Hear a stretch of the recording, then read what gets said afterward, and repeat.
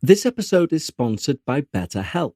For some, summer is their favourite season. The kids are out of school, adventure's the focus, but for others, such as me, juggling it can be tough. It can lead to overwhelm and counting down the minutes and days till those kids are back at school and the cooler weather arrives. Others may be worrying they're wasting their days of sunshine. Now, I'm not one of those people. For me, hot weather and me do not mix. Now, personally, I have a therapist myself, so I can speak openly and honestly about how sometimes those seemingly irrelevant conversations with my therapist can go on to better my life. Because therapy can help you understand your own needs better. It can make you feel more confident, set boundaries, create a version of summer that actually feels good for you, whatever summer looks like for you. With over 30,000 therapists, BetterHelp is the world's largest online therapy platform. It's served over 6 million people globally, and it works. With an average rating of 4.9 out of 5 for a live session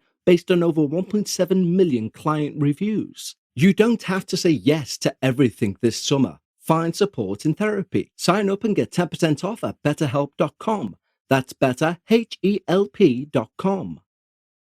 Most people don't realize how much their personal information is being bought and sold every day. Data brokers are making billions, pulling details about you from public records and the internet, and then packaging and selling it, usually without your consent. That's how your information lands in the hands of scammers, spammers, even stalkers. It's why you get endless robocalls and why ads seem to follow you everywhere. That's where Aura comes in. Aura actively removes your data from broker sites and keeps it off. They also instantly alert you if your information shows up in a breach or on the dark web. But Aura goes beyond data protection. With one app, you get a VPN, antivirus, password manager, spam call protection, dark web monitoring, and even up to $5 million in identity theft insurance, all backed by 24/7 US-based fraud support. Other companies might sell just credit monitoring or just a VPN.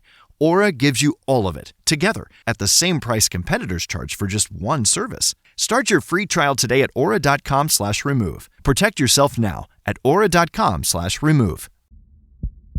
How would you explain if someone you loved began changing in ways no doctor could explain?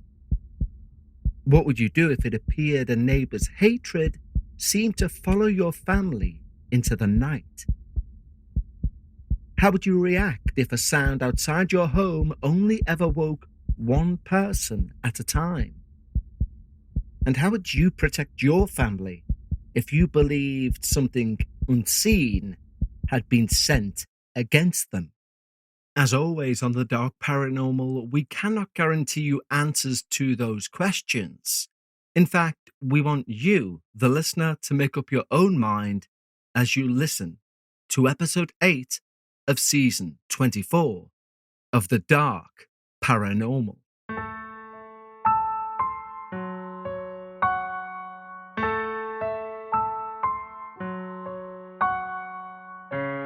Live from Liverpool, the Dark Paranormal.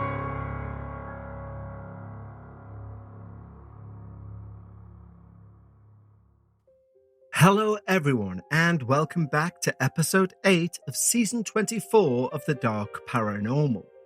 Now, unbelievably, although I did get my wires crossed over the last week, believing this was episode 9, bad Kev, slap on the wrist, this is episode 8, which means next week will be our penultimate episode of the season already. And as I explained to our Patreons, for me, this has flown like light speed. Perhaps it's down to some of the changes we've implemented and then removed because, yes, you will have noticed the original theme music is back. But that means we counter it with some different external music as we leave the show. Or maybe it's because it's the highest number of submissions we've ever received for a single season. Possibly these things could all play into it. Or maybe it's the fact I'm looking forward to season 25, being somewhat of a special season, the quarter centennial, if you will, of the show. But I think mainly it's because the interaction between myself and you guys has upped a level. And I see that only upping further as we introduce new things for season 25. Now, although all of our stories are laid out for season 25, that by no means means that we do not want to receive your experience. Because as anyone who's had this happen to them will testify, you can send your experience in today, and it may even end up this season's finale. That's an exaggeration, of course, but it's not beyond the realms of possibility. In fact, the show is so fluid that I would argue the episodes kind of choose themselves. They're almost serendipitous. There have been many an episode chosen by myself and our team due to the fact we've all been discussing a particular topic, and then an email arrives discussing that very topic. And it's almost like a wink from God to say, you're meant to do this episode this week. You could argue that the biggest factor in what story is played is serendipity. And I'm most certainly a believer in everything happening for the right reasons.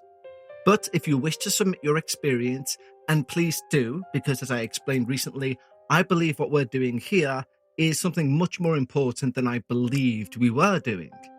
What we're doing is cataloguing the dark experiences with the paranormal of this era. But you will find the link to submit your experience in the show notes of this episode, along with details about our Patreon tiers and the free week trial you can gain. But more on that at the end of the episode. Now, today's episode isn't serendipitous. It was always planned to be the third from last episode of the season for a particular reason. We had this nailed in from day one, and the reason for that being is that this particular experience you're about to hear is the very first listener experience sent through to Anna at Osuridad Paranormal, the Dark Paranormal's Spanish language sister. Now, this is the first time on the Dark Paranormal, at least, I've only skim-read this experience. The reason being, I too want to enjoy reading this out and finding things as they happen with you guys. Because this is an experience from a different culture. And I'm intrigued to see how a submission from a Mexican listener to Anna's show, sent to her in Spanish, intended for a Spanish-speaking audience, differs in any way to what just English speakers would submit to the show. And so, although many parts of this experience will be also new to me, and I sadly can't do what I'm about to ask you to do, please lower the lights, make yourself comfortable, and of course, leave your disbelief at the door as we listen to Mother, What Possessed You? My name is Ricardo. I'm from the state of Mexico, and I need to tell my story. There are different theories about what happened, but the truth is, we still don't know. But what is for sure is something took my mother. This is a painful story, both for me and my whole family. I have changed names and places to protect the people still there. For me, this is therapy, a way to try to understand, or maybe to ask for help in making sense of what happened.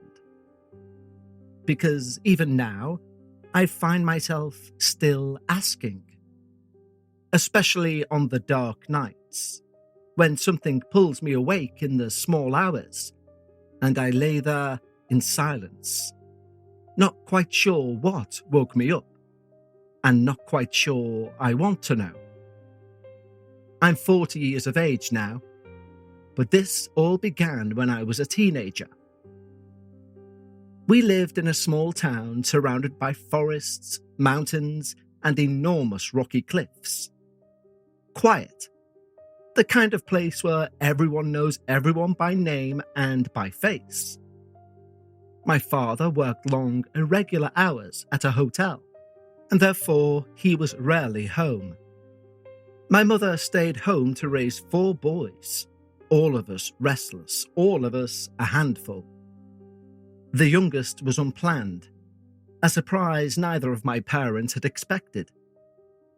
And when this all began, he was still very small, although he remembers it all clearly and still with fear. The house itself had a small concrete front yard, 3 rooms, ceramic floors, a rustic style typical of the region. Out back was a yard for washing and drying clothes. Across the dirt road ran a shallow canal of clean water, one where we used to cool off in the summer heat. The neighbours were mostly warm and friendly, except for the couple directly behind us. They shared a courtyard wall with our family. They kept themselves to themselves, never greeted anyone, and when they spoke at all, it was mainly to ask for something at the shop. The rest of the time, if they spoke in their own dialect, closed off, private. And we had nothing against them, at first. They kept farmyard animals, roosters at dawn, hens throughout the day, but we got so used to it we stopped hearing it entirely. That's until one morning, when something sounded different, lower, wrong. My father put a ladder against the back wall to take a look. Great, they had a cow now. The cow would bring flies and clouds of them into our home and the homes all around us. And people around us would quietly begin to complain. But everything came to a head one Sunday morning when my mother told my father she'd been hearing and feeling something slam against the back wall for days. We'd all felt it. I'd felt it. The house shaking with each impact. My father looked over the wall again and found that the neighbour had built a small roof anchored directly to our wall and had tied the cow beneath it. The banging was the cow kicking the brickwork. Well, my father went directly to the neighbour, but he was told, with a sneer, that the neighbour didn't care and that my father could do whatever he liked. So, my father did. He reported a sanitary violation, cattle in a residential area, an unauthorised structure against our wall, and what was clearly animal cruelty. And so, the cow was seized. The neighbour was fined. The same neighbour never forgave us for it. If he hadn't greeted us before, well, now that non-greet became a glare. He would shout things at us in his dialect in the street, the dialect none of us understood. But his wife was even worse with my mother. Whenever they would cross paths, she would mutter something under her breath in her dialect and spit at the ground. Then, one morning, my mother came home from the shop with red eyes and shaking hands. The neighbour had grabbed her by her arms, shaken her, shoved her, and knocked her shopping into the dirt. My brothers and I could fight amongst ourselves, cause trouble, act up. But when it came to our mother, we were one unit. And that day, the rage we felt towards that man for daring to touch her bound us together like nothing ever had previously. I'm not proud of what we did next. There was a time in my life when I was volatile, and I lost control easily. But everything went red, and I'd done some things I genuinely regret. I've changed, but it did happen. I can't undo it. We waited for the neighbour to drive past on his way home, and my youngest brother stood at the front of the house and drew him out. Insults, provocations, something thrown at his truck. The man indeed stopped, got out, moved towards my brother. He never saw my elder brother and me step out from either side. We left him on the ground, bleeding, barely conscious. I believe right now it was that night. More than the cow, more than the fine, that brought everything down on us. It all started a few weeks later. Every night, one of us would be woken around 3 a.m. No alarm, no reason. We were just suddenly awake, conscious. The way you are when you realise you've woken up because you're thirsty. And it was in that stillness, that absolute stillness, we would hear her. A woman screaming outside the house, close. Sometimes it would sound as if she was across the canal. Sometimes directly beneath the window of the front room. Close enough that you expected to see breath fogging on the glass. That sound was real, and that sound was loud.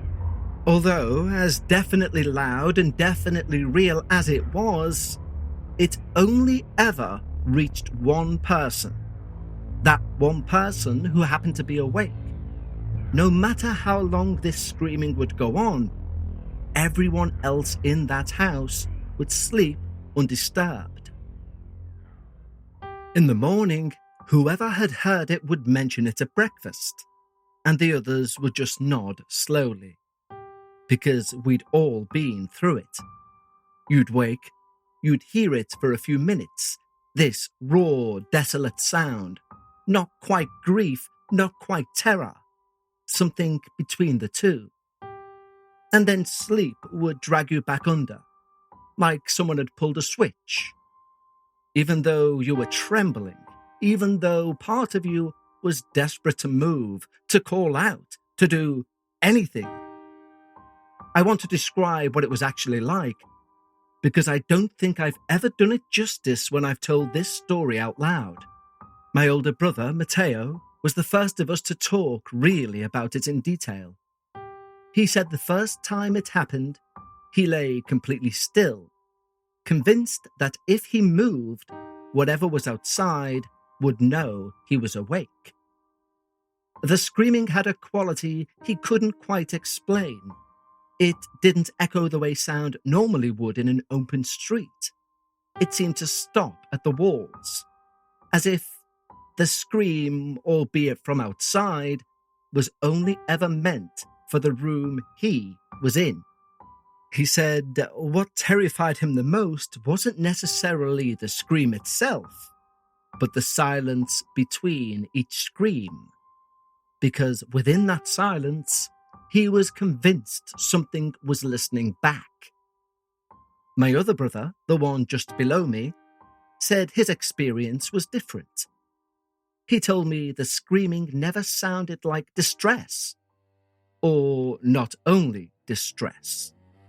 He said it sounded, at times, like a call. Like someone looking for an answer. He never told us this when we were children. He told me years later as an adult. When we were talking about it properly for the first time, that is. He said he hadn't wanted to say it as a boy because he was afraid that if he described it like that, like a call, one of us may have been stupid enough to answer it. I still think about that a lot. Personally, my own nights with it were bad in a different way. You see, I'm the analytical one, always have been. I kept trying to rationalize it as I lay there. A person in distress outside. Some animal trapped. An auditory hallucination brought on by being half asleep. But each time I almost convinced myself it would change. It would shift in pitch. It would move without footsteps from one side of the house to the other. There were no footsteps, ever. Whatever was out there didn't walk. You've got that idea, you've got that product, you've got that thought, you've got that app, you've got that podcast, you've got whatever. I've been there with the podcast. And you think to yourself, will this work? Is this the right decision? Do I have the time? Take the jump. That's my personal advice. Because starting something new isn't just hard, it's terrifying. So much work goes into this thing that you're not entirely sure will work out. It can be so hard to take that leap of faith. Trust me, I know. For me, it was, what if no one listens? What if I make a fool of myself? And nearly 8 years in, I'm now the director of my own company because of podcasting, because of making that leap of faith. Now, whatever your business idea is, it always helps to have a partner like Shopify on your side to help. Get started with your own design studio with hundreds of ready-to-use templates. Shopify helps you build a beautiful online store that matches your brand style. Get that word out like you've got a marketing team behind you. Easily create email and social media campaigns wherever your customers are scrolling or strolling. But what if I get stuck, you may say? Well, Shopify's always around to share advice with their award-winning 24/7 customer support. It's time to turn those what-ifs into... with Shopify today. Sign up for your $1 per month trial today at shopify.com/darkparanormal. Go to shopify.com/darkparanormal. That's shopify.com/darkparanormal. Money goals are things we all have. My personal one is to make sure that I'm mortgage free by age 50. How am I getting towards that goal? I'm 46, and in 4 years, do I think I'm going to get there? Well, I'm unfoundedly optimistic. But here's the most interesting thing. We only like to talk about money when we've made it, when that goal is achieved. Now, you've probably got our well-being app. Well, Acorns is a financial wellness app that wants to show a little love to everyone who's on their way to a goal. Some people shy away from the word investing because it seems like it's a word for people who know about finance, etc. Believe me, that's not a prerequisite. Acorns is a smart way to give your money a chance to grow. Acorns is easy. You can sign up in minutes and start automatically investing your money, even if you've just got spare change. Acorns supports your big and small goals across every life stage. Plus, the app has the Acorns Potential screen, which shows you the power of compounding and how your money could grow over time. Acorns is an all-in-one. No more finance apps cluttering up your phone. With Acorns, you can invest, save, and give your money a chance to grow in one trusted place. Believe me, I've never seen something like the Acorns Potential screen showing the power of compounding. And even that word, compounding, we all believe that belongs to the ones who work in Wall Street. It doesn't. It's yours as much as theirs. So sign up now and Acorns will boost your new account with a £5 bonus investment. Join the over 14 million all-time customers who already have saved and invested over $27 billion with Acorns. Head to acorns.com/darkparanormal or download the Acorns app to get started. Paid on client endorsements. Compensation provides incentive to positively promote Acorns. Tier 2 compensation provided. Potential subject to various factors such as customers' accounts, age, and investment settings. Does not include Acorns fees. Results do not predict or represent the performance of any Acorns portfolio. Investment results will vary. Investing involves risk. Acorn Advisors LLC and SEC registered investment advisor. View important disclosures at acorns.com/darkparanormal. You're listening to this podcast, so I know you've got a curious mind. Here's a helpful fact you might not know yet. Drivers who switch and save with Progressive save over $900 on average. Pop over to progressive.com, answer some questions, and you'll get a quick quote with discounts that are easy to come by. In fact, 99% of their auto customers earn at least one discount. Visit progressive.com and see if you can enjoy a little cash back. Progressive Casualty Insurance Company and Affiliates. National average 12-month savings of $946 by new customers surveyed who saved with Progressive between June 2024 and May 2025. Potential savings will vary. The worst was the front room. The older ones took turns sleeping there for a night of peace, away from the noise and the closeness of sharing with brothers. What had started as a small privilege became something we genuinely dreaded. You see, in the front room, you were separated from the rest of the family by the full length of the dark garage. No direct route back to the others. If she came for you there, you were laying alone in the dark with the window right there.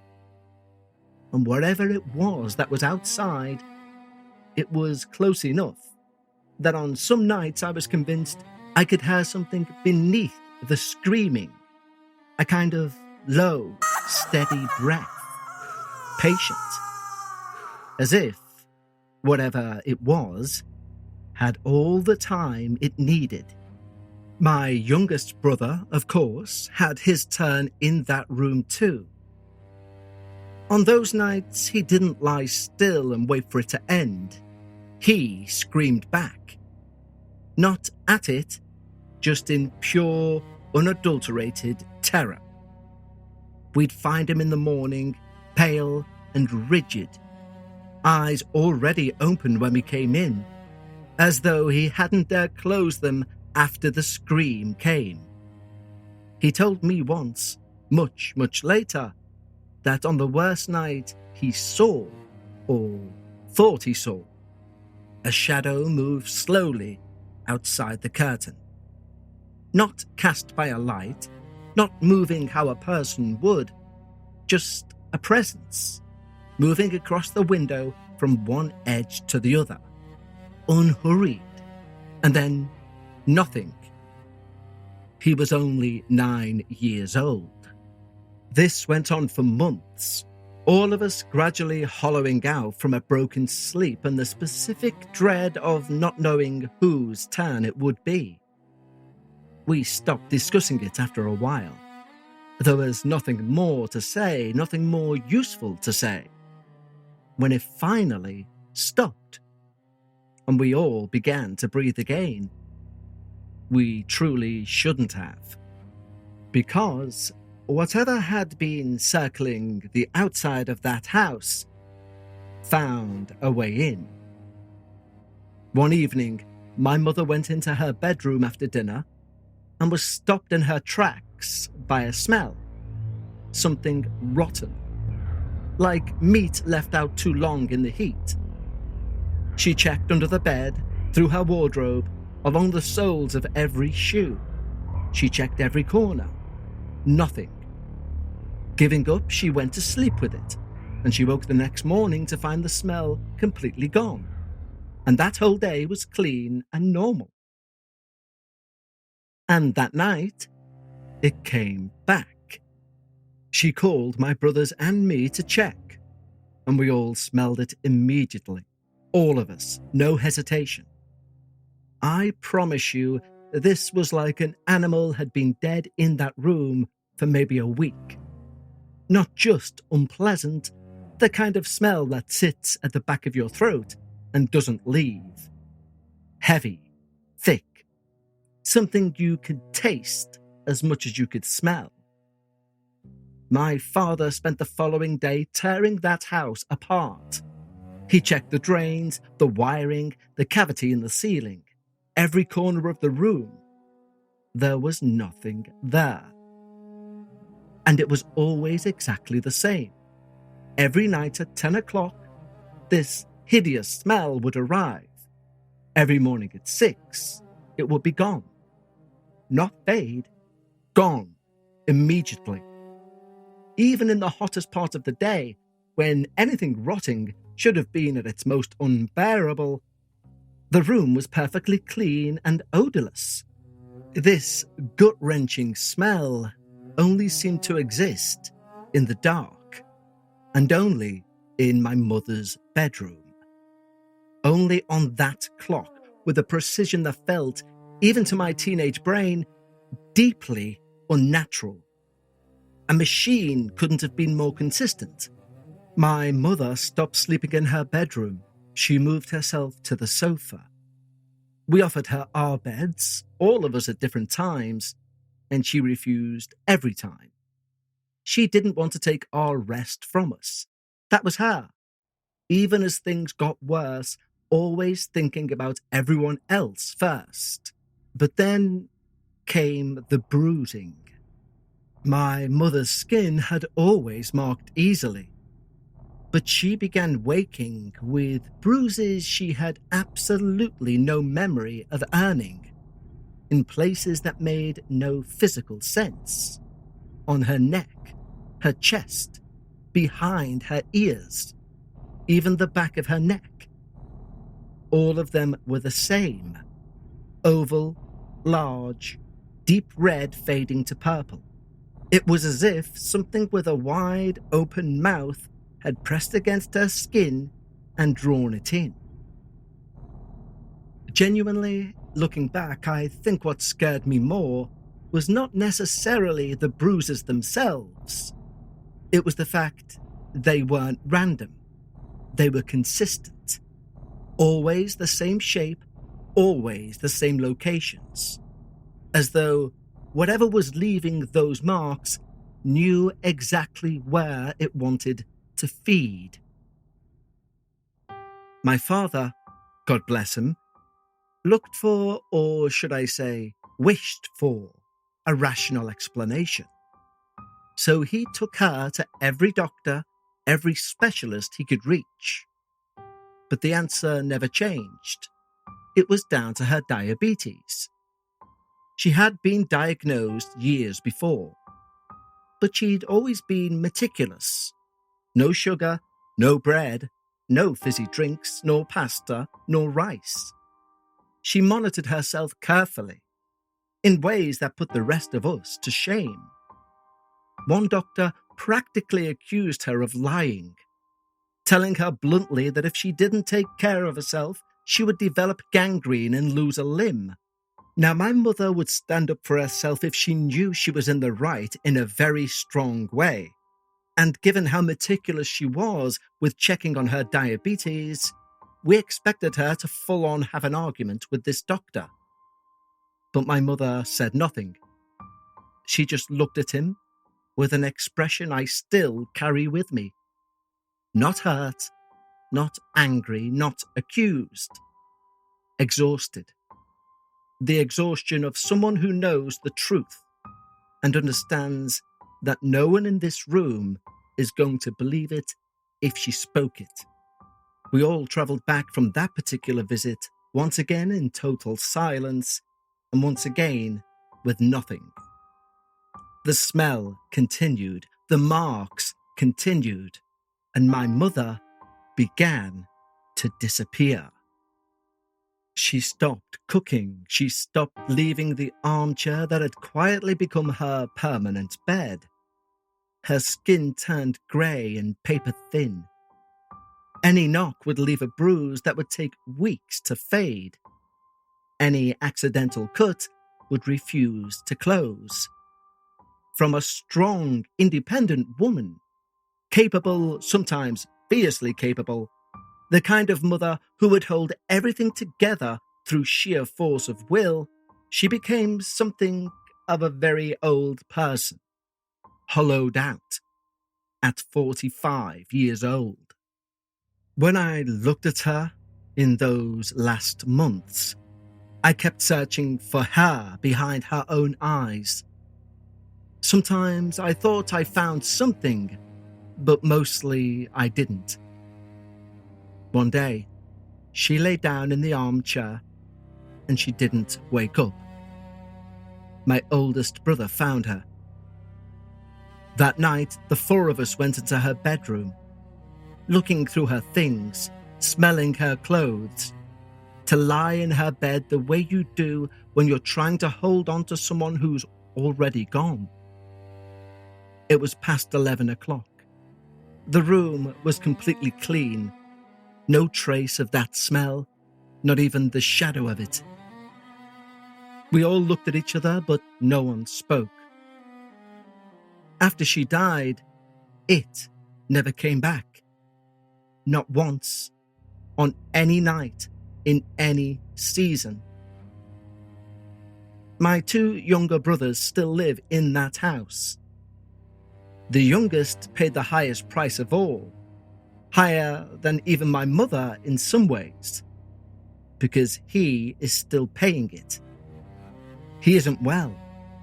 He hasn't been since she died. He says she visits him. She comes to him at night, sits on the edge of his bed and talks to him. She tells him which plants to pick from the backyard, which ones to boil into teas that he then drinks alone in the kitchen at hours when the rest of the world is sleeping. And we found him there in the dark, crouched over things growing along the back wall. That same wall the cow used to kick, picking leaves in the early hours without a light.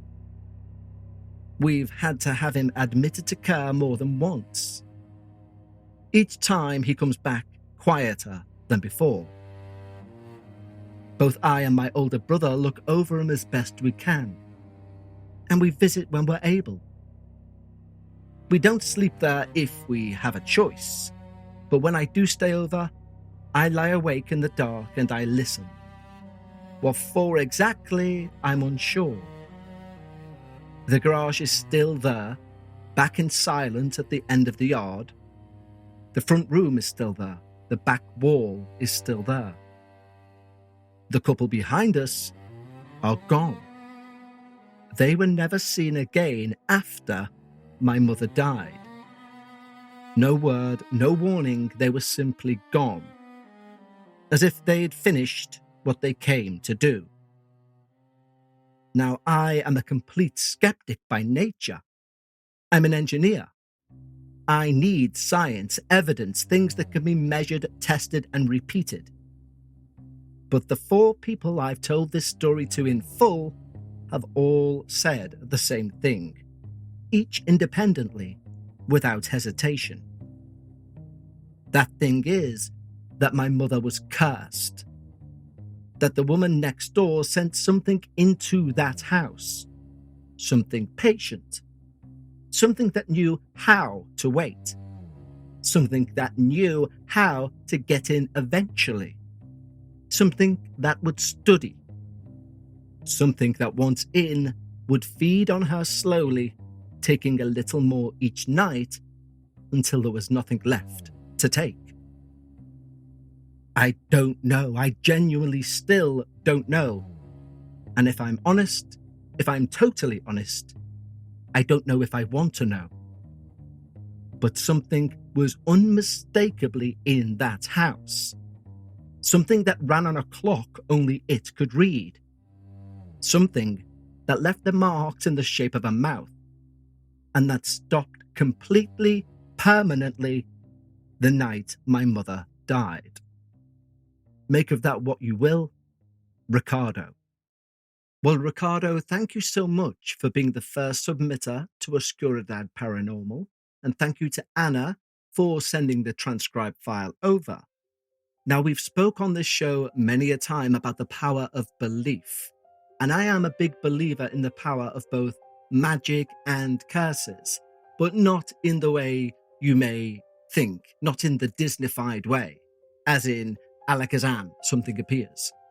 I believe when you do, for example, a magic spell for a certain outcome, especially if you're part or the recipient of that outcome, the person casting the spell, that is, it works. And you may be thinking, no, it doesn't. I've tried 3 actual spells, and when I say try, I mean have went along with everything that's said in these spells. Now, I've tried 3, all 3 have worked. Now, don't get me wrong, they weren't wishes or spells for fame, fortune, and money. They were very specific. However, my belief is just that, belief. I believe the rituals you are taken through via a spell tell your subconscious to act differently in order to attain said outcome. Now, because we don't have an actual scientific terminology for that, or indeed anything provable, for me, personally, the word magic fits perfectly. We don't know how it works, we know it does, but I genuinely believe it's down to the changes in the individual as opposed to anything otherworldly. There's a slight difference when it comes to curses, unless, as in Ricardo's case, the individual believes they are cursed. And I'm pretty sure the mother in this experience fully believed she was being cursed when A, the female that lived behind them would mumble and spit, and then B, when the male of the relationship grabbed her by the arms, throwing her shopping into the dirt, and shook her. Anyone would feel like that was some sort of uttered curse placed on them. And then if you live your life being cursed, you're going to do things which will lead to that curse fulfilling itself.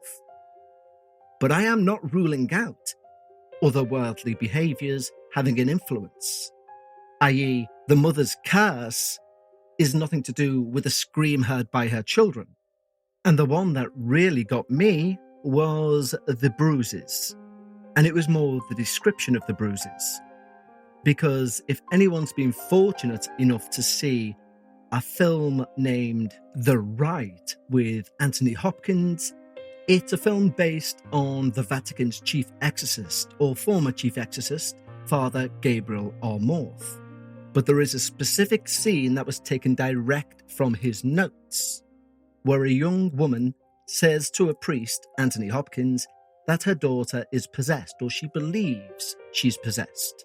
Anthony Hopkins asks why, and the mother of this daughter says the daughter has been dreaming about a black horse who is biting her, and she can't seem to wake up from these dreams. Anthony Hopkins turns up and is very, very skeptical. Although at one point, he asks the young girl to raise the back of her t-shirt and is confronted with the bruises consistent with the upper and lower set of a horse's mouth taking a bite out of this young girl's back.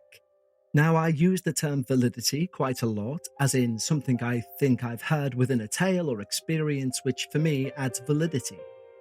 And this is a very third-hand, round-the-houses way of validity in my eyes.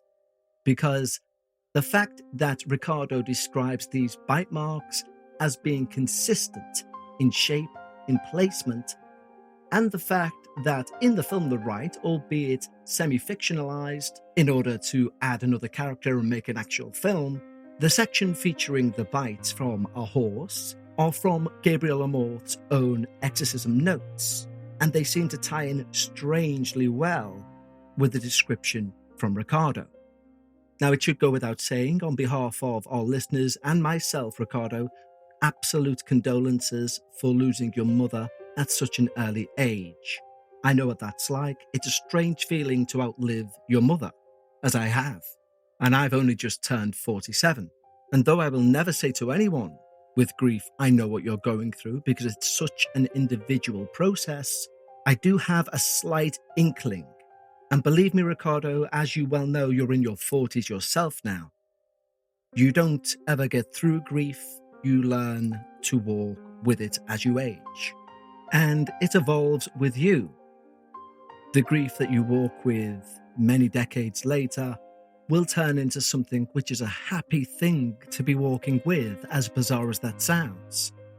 Something I'm sure you're experiencing yourself as I speak. Now, back to your tale, the one thing that still concerns me quite deeply with this is your youngest brother. Because you say yourself he's still paying the price. My only reticence in terms of your mother's spirit coming back and telling him how to boil certain teas, etc., would be, who says it's your mother's spirit? He seems to be disturbed by this, as in waking up first thing in the morning to go out and pick leaves before the sun rises. Now, I may be completely wrong here, but I would guess that if a loving parent came back to visit their children, they wouldn't say, "Don't sleep. Why don't you go out into the back garden and start picking leaves?" Now, how you would find out exactly what this spirit is that's visiting your younger brother, I do not know. What I do know is I would try and find out as soon as you possibly can. But Ricardo, thank you so much for this experience and for being the first submitter to our sister program, Osuridad Paranormal. Now, at the start of the episode, I did say I'd return to what you can gain by becoming one of our wonderful Patreon members. Well, firstly, as I've said before, if I didn't host this program, I would become a member of this Patreon. And I'm being genuine when I say that. I've scoured the internet since the internet came out for a forum of like-minded, nice, welcoming people, be they skeptic or believer, in the topic I love so much. And I would have never expected that place to have existed in something I created to add additional content. But believe me, it does. Joining this Patreon adds you to that select group of like-minded individuals. At our lowest tier, you lose the adverts from the shows. From our second tier, you get early access and ad-free episodes. And from our third tier, you get both of those and also an hour's worth of extra programming each and every week of the year, even on the downtime between seasons, and of course, one is coming up. The first show is Dark Bites, one you're fully aware of, where we read the shorter experiences that didn't quite make it lengthwise for a minisode, or was somewhere in between a minisode and a main episode. Secondly, we have After Dark, where I literally sit in front of a camera, unedited for 30 to 40 minutes, and we disseminate the previous week's experiences. Now, if that hour extra a week wasn't enough by itself, along with the early releases and ad-free episodes, you also gain access on that tier to the entire back catalogue of Dark Bites, which stands at over 200 hours of Patreon-only, never-heard-before experiences. So if that sounds like something you'd be interested in, especially as we approach that break, simply head to patreon.com/The Dark Paranormal or click the link in the show notes. And once more, in the show notes is the link to submit your experience. Or you can go direct to thedarkparanormal.com and click the Submit My Experience button. But until next time for our penultimate episode, remember, whenever you're discussing the paranormal, always try to leave some of your disbelief at the door. And I'll see you next time for our penultimate episode of Season 24, right here on The Dark Paranormal.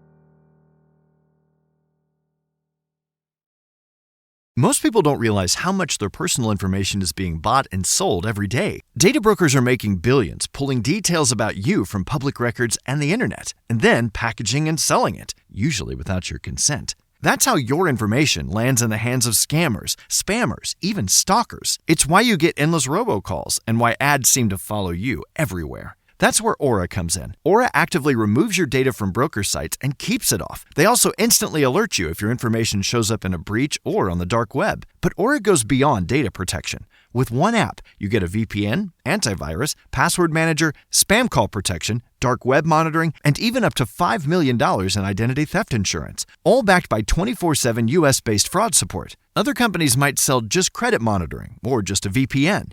Aura gives you all of it, together, at the same price competitors charge for just one service. Start your free trial today at aura.com/remove. Protect yourself now at aura.com/remove.